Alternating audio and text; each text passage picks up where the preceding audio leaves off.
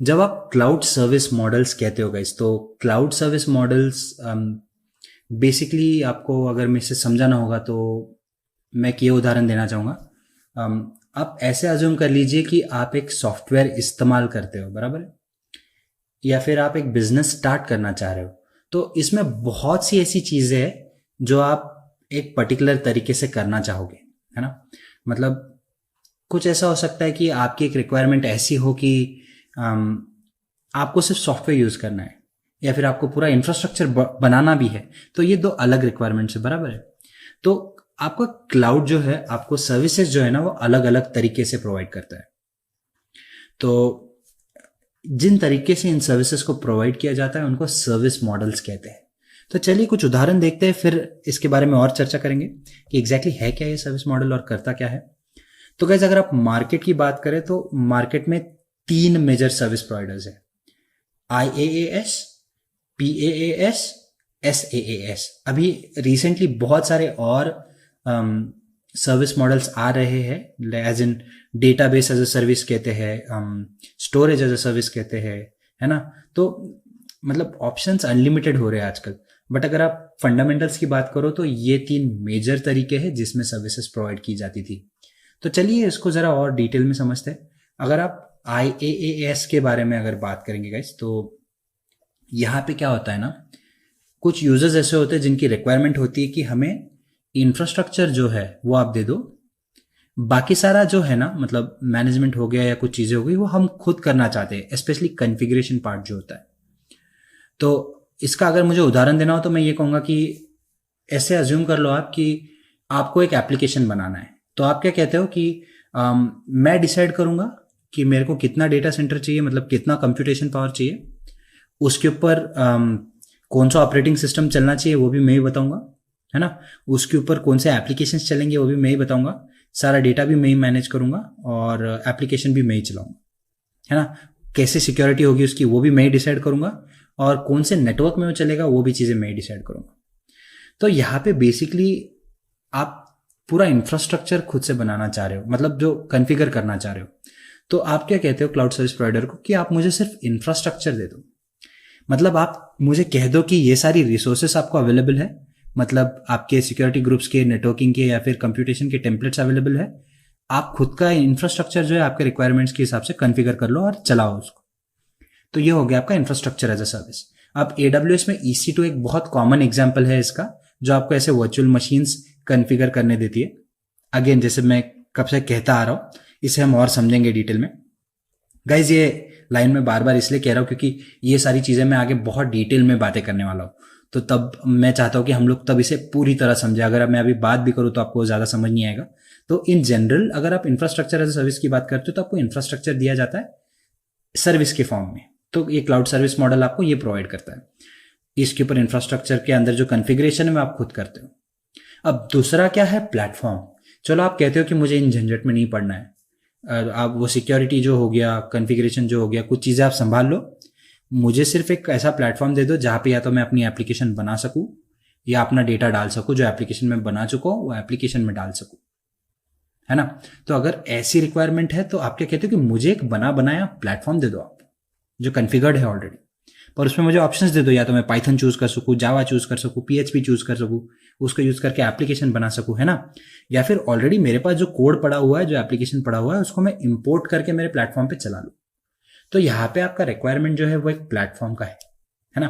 तो इसे कहते हैं प्लेटफॉर्म एज अ सर्विस, क्योंकि आपका वेंडर जो है वो आपको एक पूरा प्लेटफॉर्म दे रहा है रेंट पे, वो सर्विसेज यूज करने के लिए, बराबर है, आपका एप्लीकेशन चलाने के लिए। अब दूसरा होता है, सॉरी, तीसरा होता है सॉफ्टवेयर एज अ सर्विस।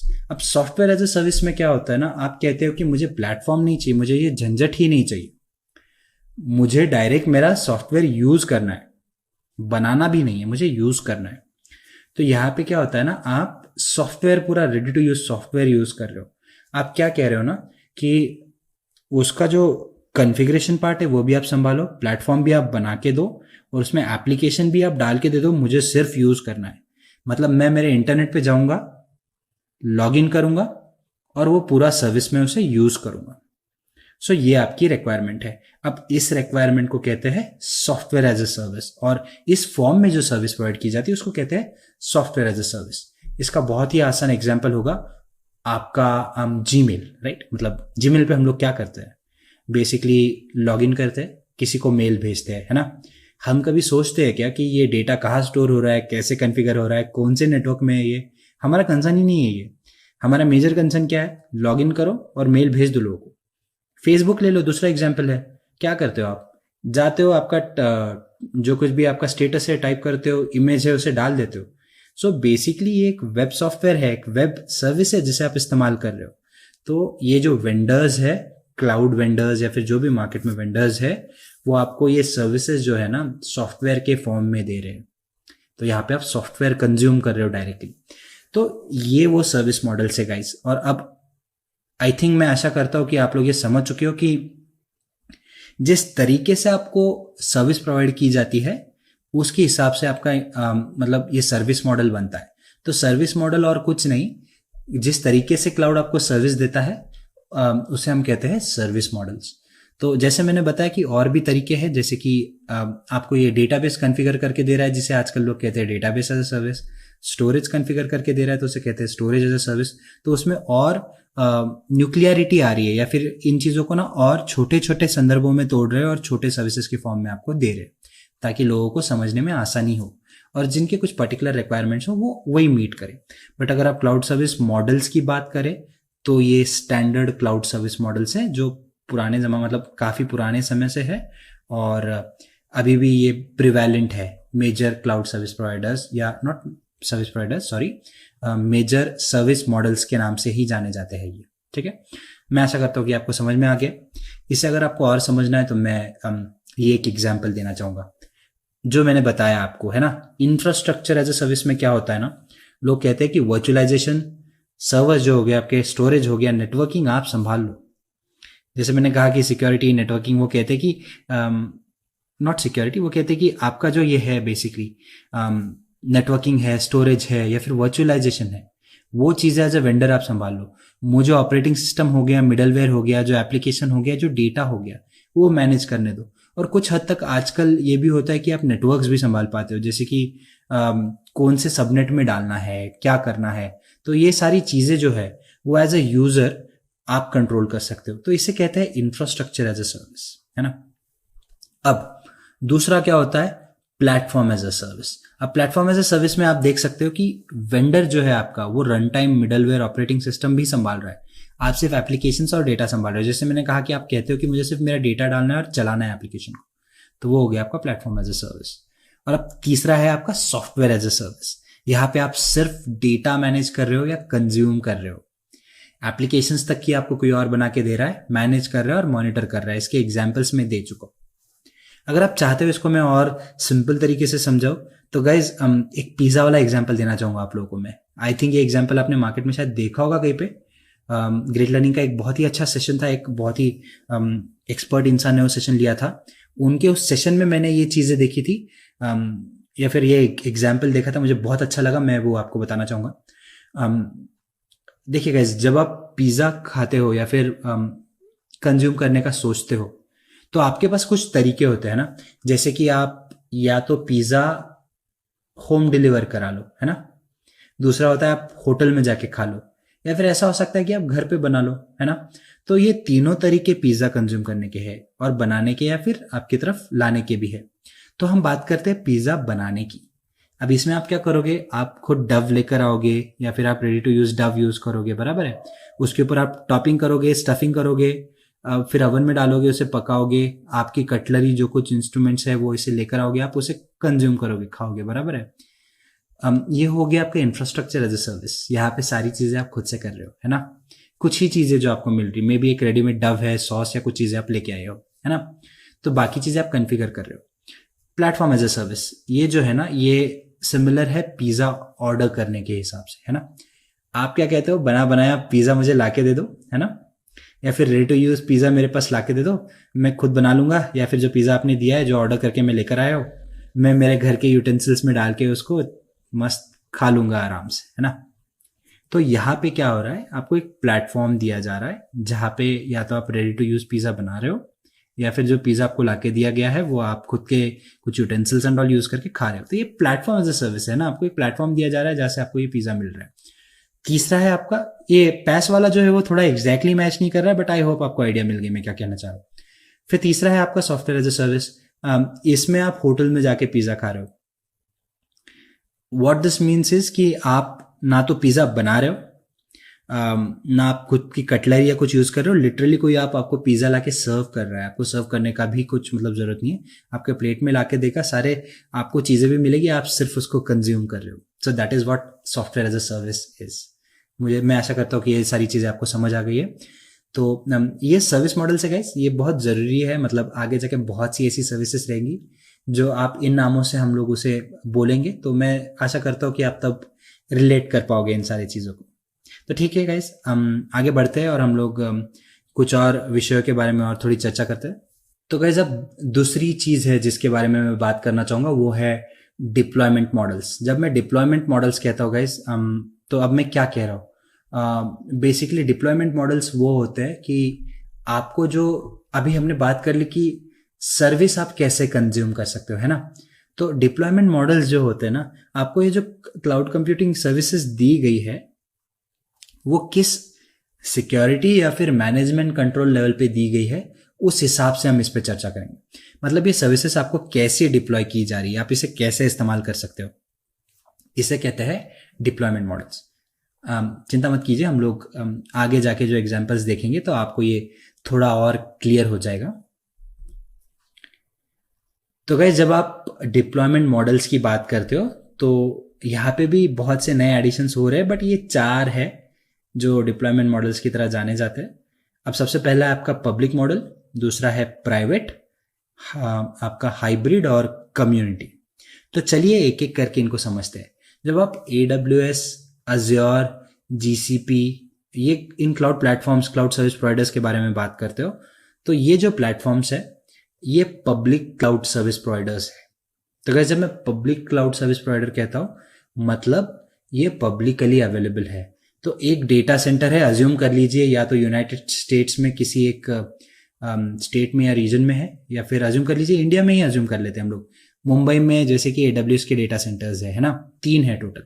तो अज्यूम कर लीजिए कि आपका जो डेटा है वो मुंबई के किसी डेटा सेंटर में है। तो पब्लिक क्लाउड मतलब क्या होता है ना कि आपका डेटा जो है वो एक पब्लिक डेटा सेंटर पे है, उसी डेटा सेंटर पे किसी और कंपनी का डेटा भी हो सकता है। सिंस वो पब्लिकली डेटा सेंटर अवेलेबल है लोगों को, उसे पब्लिक डेटा सेंटर कहते हैं।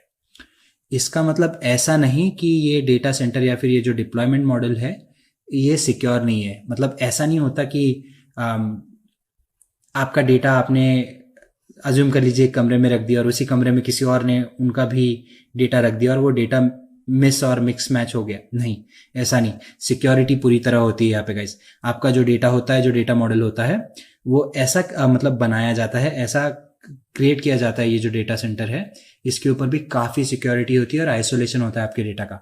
बट एक ही कंसर्न होता है कि ये जो सारा डेटा है वो एक डेटा सेंटर पे रहता है। हाँ, इसके ऊपर कंट्रोल्स पूरी तरह अलग होते हैं। उनका डेटा जो है वो आपसे थोड़ा आइसोलेटेड होता है और आपका भी डेटा उनसे पूरी तरह आइसोलेटेड होता है। तो सिक्योरिटी की बात करें तो पूरी तरह सेफ है, बट एक ही कंसर्न है कि वो एक डेटा सेंटर पे होता है, एक कॉमन अवेलेबिलिटी जोन या फिर एक रीजन में होता है। तो उसकी वजह से जो डेटा क्रिटिकल रिसोर्सेस है, लोग सोचते हैं कि यहाँ पे हम डेटा डालें या ना डालें, है ना। पर सिंस ये एक पब्लिक क्लाउड है, ये थोड़ा चीप होता है कंपेयर टू आपका प्राइवेट या अदर जो आपको मतलब क्लाउड्स है। क्यों? क्योंकि ये पब्लिक क्लाउड है, it is available to everyone to use, है ना। बट आजकल बहुत लोग पब्लिक क्लाउड ही प्रेफर करते हैं क्योंकि उसकी सिक्योरिटी प्रिंसिपल्स बहुत अच्छे हो गए हैं। अब अज्यूम कर लीजिए कि आपका डेटा बहुत ज़्यादा क्रिटिकल है और आप पब्लिक क्लाउड इस्तेमाल कर ही नहीं सकते। अब इस सिचुएशन में आप क्या करेंगे? इस सिचुएशन में आपको फोर्स किया जाएगा कि आप एक प्राइवेट क्लाउड की तरह चीज़ यूज़ करें, या फिर फोर्स नहीं, मैं कहूँगा सॉरी, आपको सजेस्ट किया जाएगा कि आप एक प्राइवेट क्लाउड के लिए ऑप्ट कर सकते हैं। अब प्राइवेट क्लाउड क्या होता है? जब मैं प्राइवेट क्लाउड की बात करता हूँ तो private cloud is that cloud where एक पूरा डेटा सेंटर जो है या फिर जो भी आपकी रिसोर्सेस एक प्राइवेट सेक्शन में जहाँ पे आपको डिलीवर की जा रही है या फिर जहाँ पे होस्ट की जा रही है, वो पूरी तरह आइसोलेटेड है। वो स्पेस, वो कंप्यूटेशन, वो स्टोरेज आप किसी के साथ शेयर नहीं कर रहे हो, वो रिसोर्सेस सिर्फ आपके लिए अलोकेटेड है। तो this is a private data centre, a private cloud deployment model. अब इसमें जो है ये थोड़ा कॉस्टली होता है, क्योंकि एक अलग से आपके लिए अगर डेटा सेंटर कोई अरेंज कर रहा है तो वो अंडरस्टैंडेबल है, बराबर है, वो किसी और को नहीं दे रहा है। इस जस्ट मतलब ये थोड़ा आपका उबर या ओला टैक्सी सर्विस की तरह है। बेसिकली अगर आप शेयर यूज करोगे तो वो आपको थोड़ा सस्ता पड़ता है, because you are sharing your space with someone, है ना, किसी और के साथ आप स्पेस शेयर कर रहे हो। अगर आप पूरा ओला या फिर उबर आपके पर्सनल यूज के लिए यूज करते हो तो उस सिचुएशन में क्या होगा, आप ज्यादा पैसे पे करोगे उनको, क्योंकि आप शेयर नहीं यूज कर रहे हो। सिमिलर है, तो यहाँ पे आपका डेटा क्रिटिकल जो है या फिर जो भी क्रिटिकल डेटा है वो ज्यादा सिक्योर रहता है गाइस। तो बेसिकली अगर आप इन प्लेटफॉर्म्स की बात करें या फिर ये प्राइवेट क्लाउड सर्विस प्रोवाइडर्स की बात करें तो वो आपको ऐसे डिप्लॉयमेंट्स भी देते हैं जहाँ पे आपका क्रिटिकल डेटा हो तो आप आपका प्राइवेट डेटा सेंटर या फिर प्राइवेट रिसोर्सेस आप अलोकेट कर सकते हो। HP, डेल बहुत कॉमन एग्जाम्पल्स है जो प्राइवेट डेटा सेंटर्स प्रोवाइड करते हैं। अब दूसरा होता है hybrid cloud. Now guys, hybrid infrastructure ऐसे है कि आजकल जो पब्लिक क्लाउड्स है, जो AWS, Azure, GCP हम कह रहे हैं, वो लोग कुछ सर्विसेज ऐसे डिप्लॉय कर रहे हैं जो थोड़े इन मॉडल्स पे चलते हैं। मैं एग्जैक्टली नहीं कहूंगा कि वो हाइब्रिड क्लाउड्स है, बट कुछ सर्विसेज ऐसी है जो वो इन डायरेक्शंस में रिलीज कर रहे हैं। तो हाइब्रिड क्लाउड क्या है वो समझने की कोशिश करते हैं। अब नाम से तो आपको थोड़ी बहुत आइडिया हो गई होगी ऑलरेडी गाइस। तो हाइब्रिड क्लाउड की अगर मैं बात करूँ तो हाइब्रिड क्लाउड वो क्लाउड होता है जहाँ पे आपका कुछ डेटा ऐसा होता है जो बहुत ही क्रिटिकल है आपके बिजनेस के लिए, और कुछ ऐसा है जो एक पब्लिक क्लाउड पे रिसाइड करे तो आपको कोई प्रॉब्लम नहीं होगा। तो इस सिचुएशन में ना तो आप पब्लिक ऑप्ट कर सकते हो ना प्राइवेट, क्योंकि आपको दोनों की जरूरत है। तो हाइब्रिड क्लाउड क्या करता है, आपका कुछ डेटा ऐसा होता है जो डेटा क्रिटिकल नहीं है आपके बिजनेस के पर्सपेक्टिव से, या फिर जिसके ऊपर आपको वो डेटा लूज करने का फियर नहीं है या फिर डेटा कॉम्प्रोमाइजेशन की कोई इश्यूज नहीं है, तो उस डेटा को आप हाइब्रिड क्लाउड पे पुश कर सकते हो। प्राइवेट क्लाउड जो है वो आपका डेटा क्रिटिकल डेटा उसे होस्ट करेगा। तो ये जो हाइब्रिड क्लाउड है वो क्या करता है, आपकी कुछ रिसोर्सेस एक प्राइवेट डेटा सेंटर में पुश करता है, कुछ पब्लिक वाले में, और आपको ये कंपैरेटिवली थोड़ा चीपर होता है प्राइवेट के हिसाब से और थोड़ा महंगा होता है पब्लिक के हिसाब से। तो अगर आपको ऐसी रिक्वायरमेंट है तो आप ऐसी चीजें भी कर सकते हो, क्योंकि आप बिजनेस की बात करो तो कभी कॉन्स्टेंट नहीं होता, आपके रिक्वायरमेंट्स अलग अलग रहेंगे। तो यहाँ पे आपका हाइब्रिड क्लाउड आपको ये सर्विसेज प्रोवाइड करता है। Community cloud. अब कम्युनिटी क्लाउड क्या होता है, अब अज्यूम कर लीजिए मैं एक थोड़ा सा रैंडम एग्जाम्पल दूंगा, शायद आप उतना रिलेट ना कर पाओ, या फिर इस एग्जाम्पल को आप एक एनोलॉजी की तरह ट्रीट कीजिए, इसे एग्जैक्ट एग्जाम्पल की तरह मत यूज कीजिए, ठीक है। तो अगर आप कम्युनिटी क्लाउड के बारे में बात करते हो तो अज्यूम कर लीजिए अभी कोविड है, बहुत ही रेलेवेंट एग्जाम्पल है। अब इंडिया में कोई वैक्सीन बन रही है, यूएस में कोई वैक्सीन बन रही है। यूएस में ऐसा हो सकता है कि 4 कंपनीज वैक्सीन बना रही है ना, एक ही कंपनी के 7-8 लोकेशन से, ऑर्गेनाइजेशन से जहां पे ये रिसर्च हो रहा है। अब बहुत सा डेटा ऐसा है कि जो क्रिटिकल है और अलग अलग जगहों पे वो यूज हो रहा है, पर ऐसा भी हो सकता है कि इन टीम्स को साथ में मिलकर काम करना हो। उस समय आप क्या करोगे, उस समय बेसिकली ये होता है कि कंपनीज क्या करती है, कम्युनिटी क्लाउड लेती है जहाँ पे कॉमन डेटा या फिर ये सारी जो अलग अलग कंपनीज है वो अलग जगह से एक दूसरे के साथ कम्युनिकेट कर सके, मेडिसिन बना सके, या फिर जो एंटीवायरस बना रहे हैं वो लोग वो बना सके, है ना। जो कोविड-19 का जो एग्जांपल मैं दे रहा हूँ उसके बारे में मैं बात कर रहा हूँ। तो बेसिकली कम्युनिटी क्लाउड यही करता है। वो क्या करता है ना, आपको ऐसी सर्विसेज प्रोवाइड करता है कि बेसिकली जो अलग अलग ब्रांचेस है वो एक दूसरे के साथ कम्युनिकेट करके वो कम्युनिटी क्लाउड यूज कर सके। तो गाइस ये एक एनालॉजी है, इसे बहुत सीरियसली ना ले, सिर्फ कंपैरिजन की तरह इसे इस्तेमाल करें। तो मैं आशा करता हूँ कि आप लोगों को एक जनरल आइडिया आ गया है कि पब्लिक क्लाउड क्या है, प्राइवेट क्लाउड क्या है, हाइब्रिड क्लाउड क्या है और कम्युनिटी क्लाउड क्या है। तो गाइज ये आपके कुछ फंडामेंटल्स है जो मुझे लगता है कि थोड़े जरूरी है जब आप क्लाउड कंप्यूटिंग के बारे में बात करो। तो अब आगे जाएंगे तो आप लोग बहुत सी चीजें रिलेट कर पाओगे। तो मैं आशा करता हूँ कि आप लोग को ये चीजें समझ में आ गई है, मतलब बोथ ये सर्विस मॉडल्स भी और डिप्लॉयमेंट मॉडल्स भी। तो चलिए अब आगे बढ़ते हैं और देखते हैं कि आगे और हम किन विषयों पर चर्चा करेंगे।